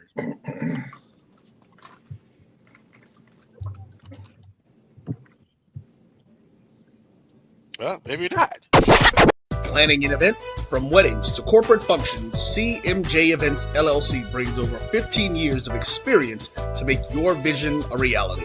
Based in Metro Atlanta and serving statewide, even internationally, we provide versatile event planning and authentic catering cuisines tailored to your needs. Whether it's pre-game meals for student athletes, fundraisers, weddings, corporate functions, CMJ Events LLC is your one-stop solution for exceptional service and unforgettable food. Our diverse culinary heritage means we cater to all cultural tastes, dietary needs, and food restrictions, making every meal uniquely yours. Let's make your next event unforgettable. Visit us on all social media at CMJ Events LLC or email us at cmjeventsllc@gmail.com. Also give us a call at 404-664-3882 so that we can start planning now. This is the Dean of the College of HBCU Sports, Kenyatta Cavil of Dr. Cavil's Inside the HBCU Sports Lab with Mike Washington and Charles Bishop. Come mix it up in the lab where the course lecture is in session every Tuesday from 6 o'clock p.m. Central Standard Time on Facebook Live, YouTube Spreaker, or the BCSN app, as we discuss all things about the HBCU sports culture, including exploring the week that was in the sporting HBCU diaspora, as well as the upcoming week of HBCU sports. With me, the Dean, the College of HBCU Sports, on Dr. Cavil's Inside the HBCU Sports Lab with Mike Washington and Charles Bishop. Course lecture dismissed. When you're looking for the latest information on Southern University sports, the Southwestern Athletic Conference, and HBCU athletics, there's only one place to go. Tune in to the Carlos Brown Show, exclusively on the Black College Sports Network. Thank you guys for what you do for HBCU athletics. This is a fantastic avenue for all of us. This is our ESPN, so we love what you guys do. Brian, AD, Roy, all you guys at BCSN. We really appreciate what it is that you guys do for us.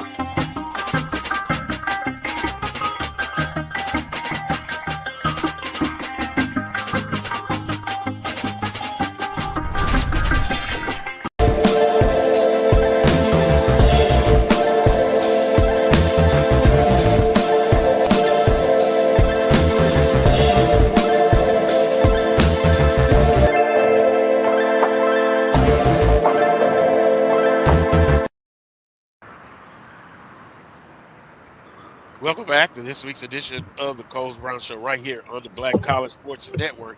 Well, our guest, Tyrik, we're going to have to reschedule. Guess what? His mother had a special assignment for him to do, and mama comes first. There you go. Yeah, I understand that. So we'll reschedule him for next Saturday if we can. Go ahead, Coach. Hey, Carlos, I did want to mention one thing. You know, out here in San Antonio also, tomorrow, you're going to have the HBCU All-Star game. They have a women's game and also a men's game. Very good. And, you know, that has been part of the Final Four for the last, I think, 3 or 4. And I think it's great for our student athletes. I've been trying to get the roster. Now, Charles, you might be able to help me. Man, I can't find the roster of who's playing because I know it's a combination of SWAC, MEAC, SIC, CIAA, and then I think they're sprinkling in some of the other players. But I could not find that roster yet. Might have to send a text out to someone that might know. I don't know either, but I'll see if I can reach out to someone who might know. Because I do know we got players from the SWAC for both the men and women that are probably participating in the game, but I don't know who they are. But the game is on tomorrow, Sunday afternoon. The women and then the men will follow. Yeah, that's always in between. Thanks to everybody in the chat room wishing me a happy 22nd wedding anniversary. I appreciate that. Don't forget, of course, National Kidney Month. And as far as, because I know everybody knows somebody, and when I go into the kidney center and Coach Pettaway and the panel, when you look at some of the young people that are on dialysis, it just breaks your heart. But I always talk to a couple of gentlemen, they're a little bit older than me, and first thing we do, don't give up. Yep, don't give up. And so just kind of want to mention that again. So we're not going to have Tyrik Brigalia on for you, and that'll give me time to practice that last name. Right. Because in Louisiana, like Go, Jags, you'll see Geaux, Go, Jags. We kind of got a different kind of aspect of some of these things in South Louisiana. Now, Carl, in your bracket, busted, your bracket's gone, right? No. You know what? I said I wasn't going to play it, but I snuck it and filled out 3. I got one of I'm actually at 92%. Oh, wow. Yeah. But you know what? So how many of your teams are here? I think 3 out of 4, maybe 4. Yeah. I'm going to say 3. I'm going to say 3. Yeah, all 4 of mine are here. Because I had Duke losing. You know, I can't be objective about Duke. Because when I tell you, they're the Boston Celtics of college basketball. and I'll leave it at that. Something else I wanted to talk about since we have to reschedule. You are talking about Alcorn basketball opening? I think you started with that. Great. And Grambling. So, we're hearing things, and I know you can't say anything, Charles, but from what I'm hearing, the leading candidate is someone coming from within the conference. Now, in our text messages with Wheeler, and boy, Wheeler can be brutal. He can be brutal. You ain't lying. He got me shivering sometimes, Carlos. but he brings up good points though, huh? No, absolutely. Yeah. 1 week, I said, you know what, Wheeler be nice to work for. Then the next week, I'll be like, oh man, I don't know Wheeler, boy. I think he would. If I was a coach, I think he would put me out the office after a while. Don't come to my office. I think in today's climate, with today's attitudes, I think back in the day, we could handle a Wheeler Brown. But I think today, as sensitive as people are, I don't know. I think Wheeler would get to the best of today's attitudes. I will say that. But you know, I think he's tough, but I think he's also fair. Oh yeah.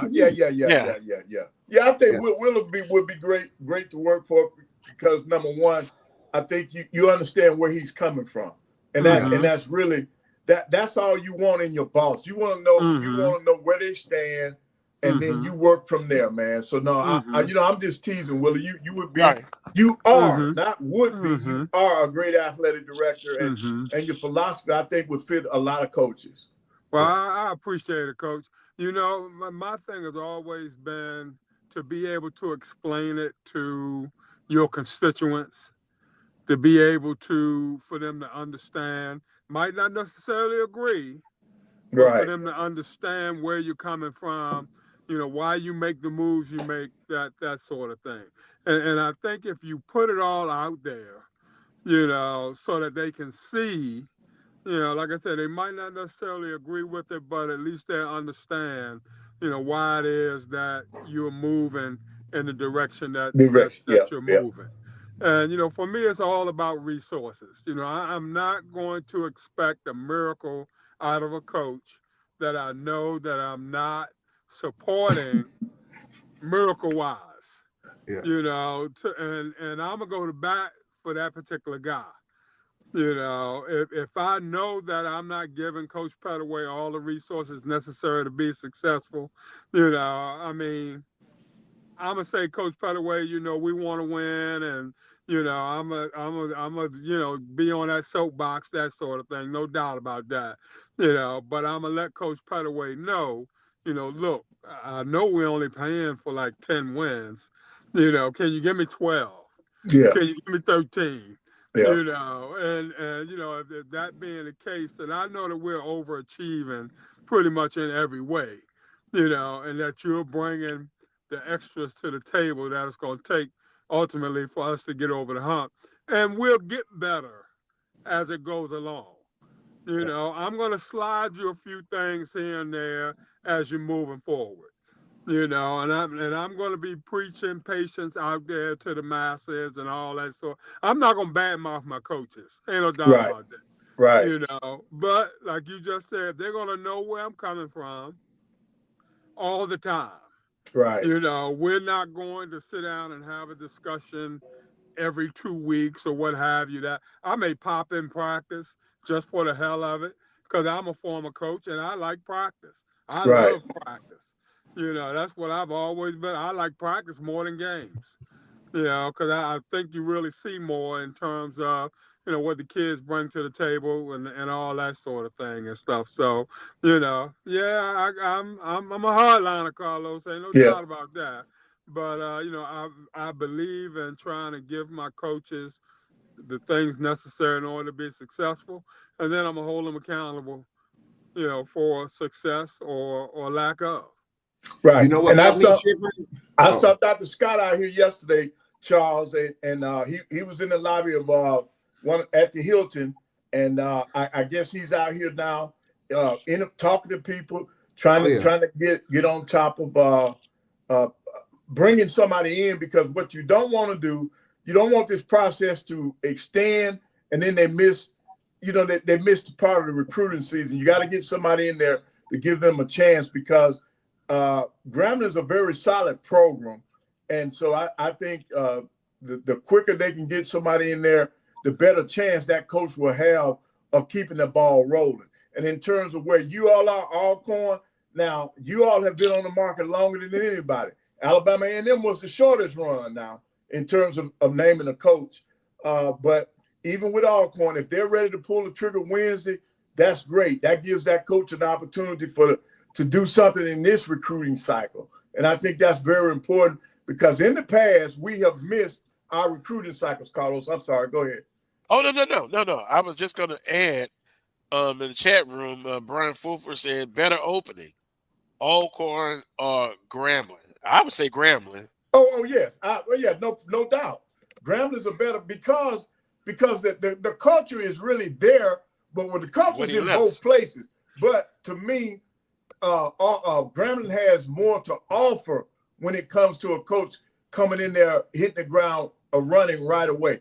Alcorn, you got to be a special coach, and you got to have special players to come into Lorman to visit and to play. I think it's a unique type athlete that has to come that way. That's all I'm saying.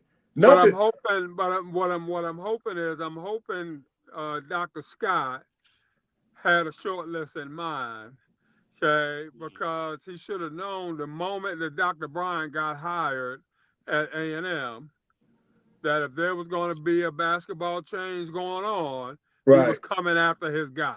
Yeah.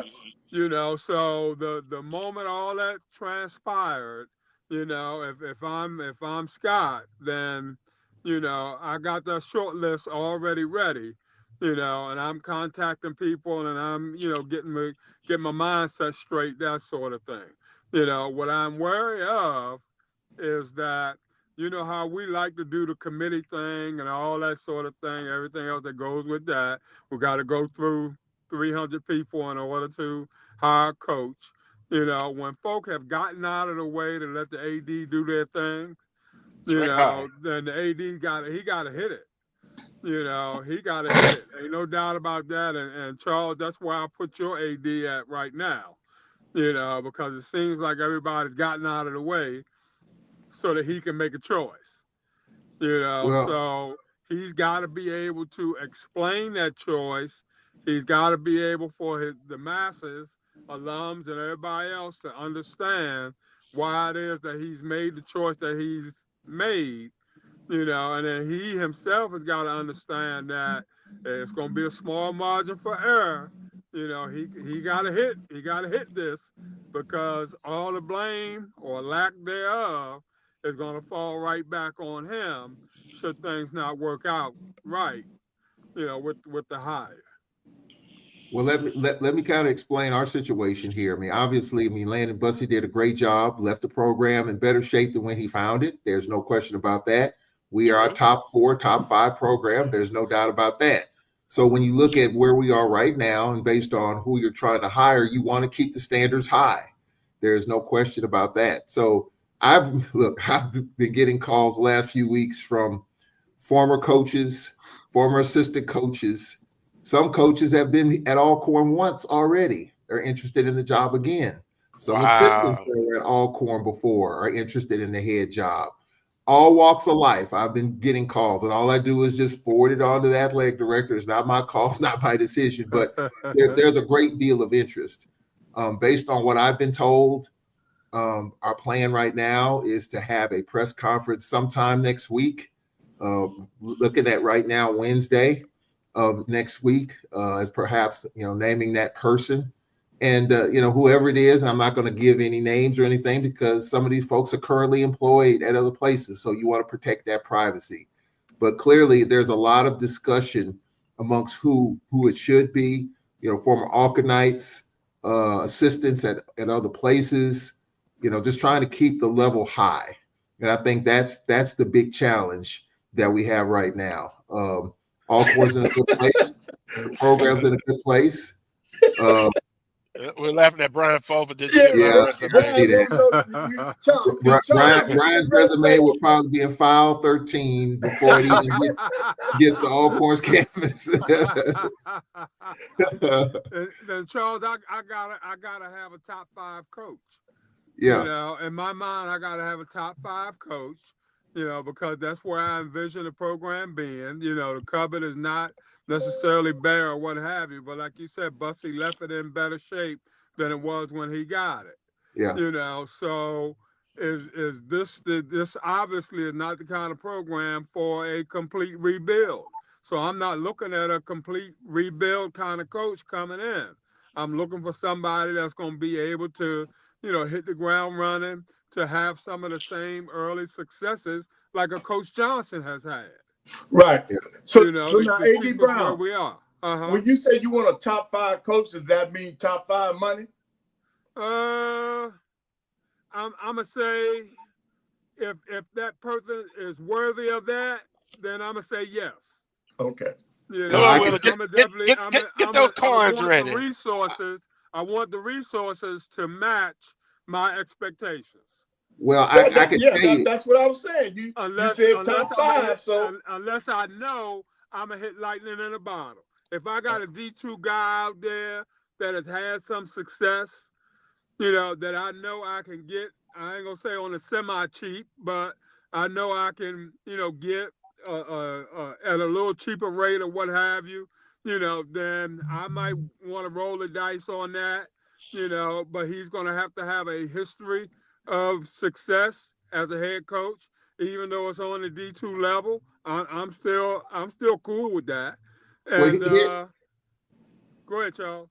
Here's the thing, and this is what I've been hearing, and we hear this every time there's a football coach or there's a coach opening at Alcorn.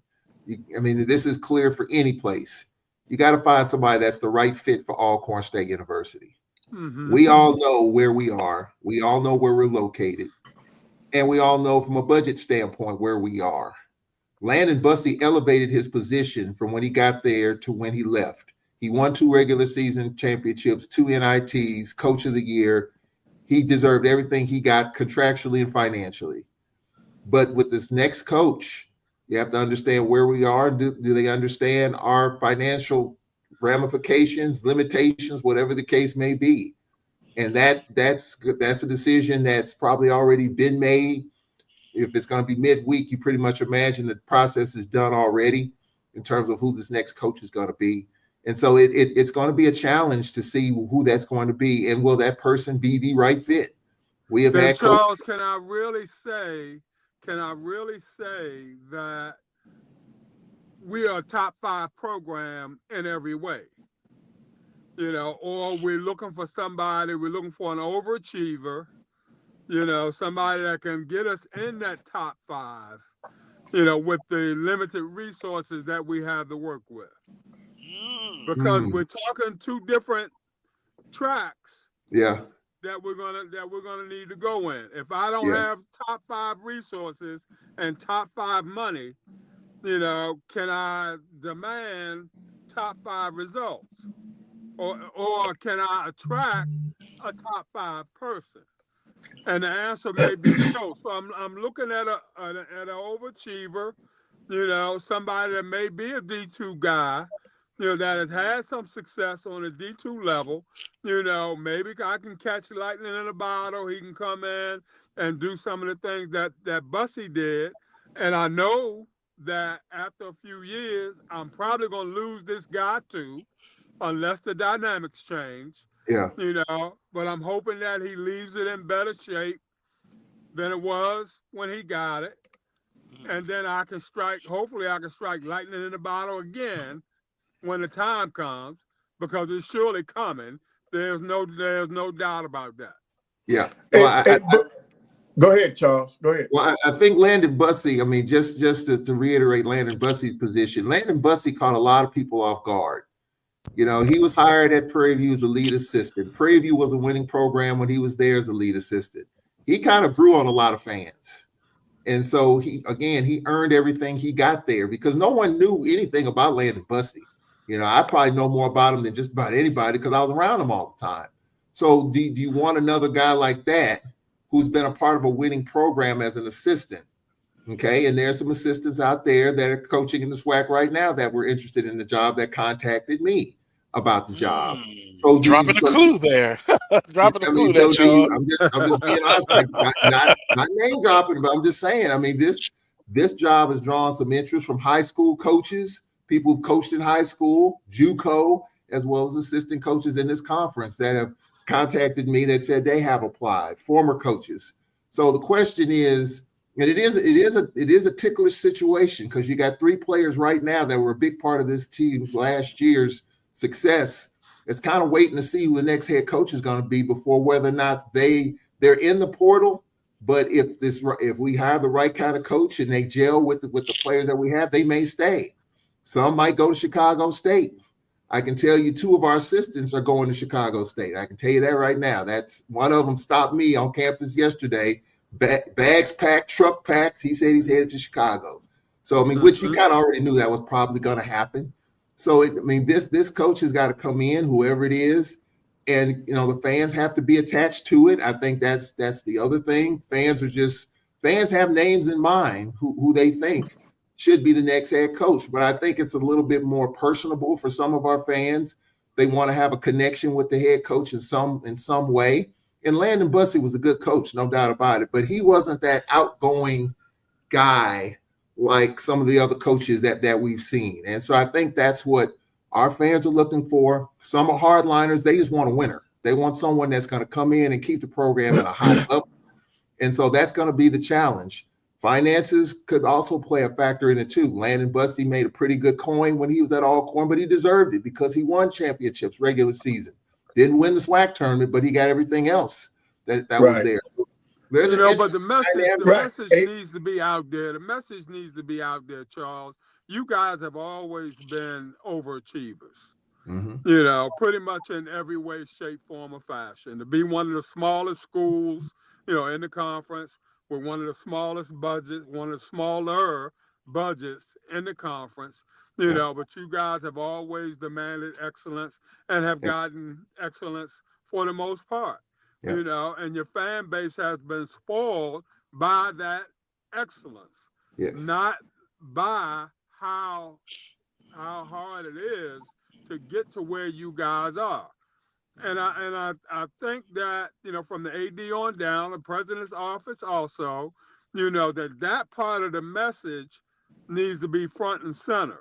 Look, for so many years, we struck lightning in a bottle. We were able to get good coaches in here and get good coaching and, maximize the resources that we had, that sort of thing. But, it's not going to be that way all the time. And we need you guys to step up, in terms of helping us maintain the excellence that we have attained over the years. And that's a message that's got to be put out there consistently. It's got to be tooted pretty much at every stop, that sort of thing. And, the folk got to know that. Right. Hey, and Wheeler, one of you all keep saying Division II, one of the hottest and brightest Division II coaches out there. The name is Fred Watson. He's currently at Miles College right now. That kid, that young man is, in my opinion, one of the top coaches in this country. And he's been at Miles. He's been a success at Benedict and at Miles College. One of the top basketball coaches out there. Well, we've got 2 minutes left. I can't remember his name, but the basketball coach at Xavier. He's done a great job. Go in the chat room quickly. You still have Prairie View A&M women's basketball coach opening. Bama State. Also, and at Bama State. So it's going to be interesting how they fill those positions. What is their criteria? I've heard a lot in the last, year. Basketball program, is it a top 5? Is it the middle of the pack? If it's at the bottom tier, it's always at high expectations. We've also heard today, Alcorn does more with less than mostly anybody else. And then my alma mater, Willa throws it in my face all the time. They've got the largest budget. They've got the largest budget, so they should be doing well. And by the way, 18 is a lot of coin, Carlos. Is a lot of coin. Yeah. And also, they have moved ahead in the Commissioner's Cup. Ahead of Jackson State, but I think it's, and quickly back to baseball. Oh, we got this. What's that, 12:59? Yeah. Quickly with baseball, Varick, he says, to be fair, the wind was blowing out 45 miles per hour for both home series. And look at the teams SUS play. He basically said they played in a top-heavy.